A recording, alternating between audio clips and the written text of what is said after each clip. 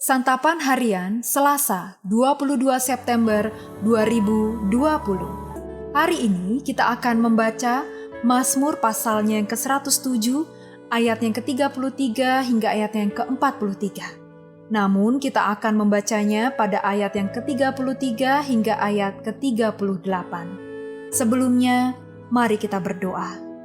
Sertai dan mampukanlah kami dalam perenungan firman-Mu saat ini ya Allah.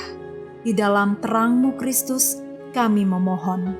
Amin. Mazmur 107 ayat 33-38. Dibuatnya sungai-sungai menjadi padang gurun, dan pancaran-pancaran air menjadi tanah gersang.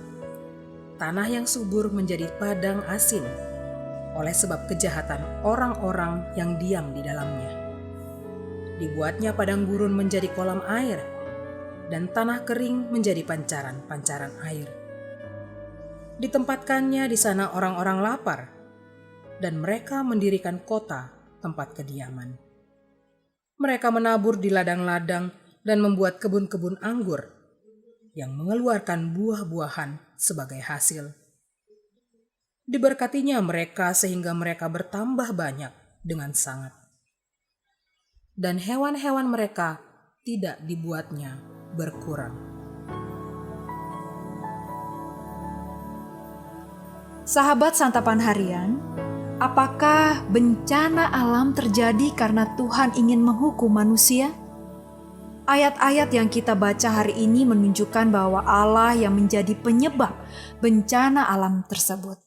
Sungai-sungai menjadi kering, sumber air berhenti mengeluarkan air sehingga tanah menjadi gersang. Berbagai mineral dalam tanah menjadi rusak dan tidak dapat ditanami lagi. Hal itu terjadi karena Tuhan menghukum orang-orang jahat yang tinggal di daerah itu. Sebaliknya, Ia juga mencurahkan berkat. Padang gurun dibuatnya menjadi kolam dan tanah kering memancarkan air. Di sana Ia menempatkan orang-orang yang lapar untuk mendirikan kota, menanam di ladang, dan menghasilkan buah di kebun anggur. Jelas, bersama Allah tanah yang tandus bisa menjadi subur dan makmur. Allah itu adil. Dia menghukum orang jahat dan mencurahkan berkat kepada orang benar.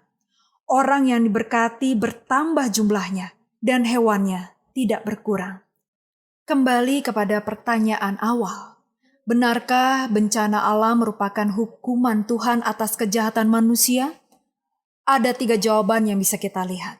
Pertama, bencana alam terjadi karena Tuhan menghukum perbuatan jahat manusia seperti peristiwa Sodom dan Gomora. Kedua, bencana alam terjadi karena kesalahan manusia sendiri. Manusia membabat hutan sehingga tidak ada lagi pepohonan untuk menahan air. Akibatnya, banjir melanda.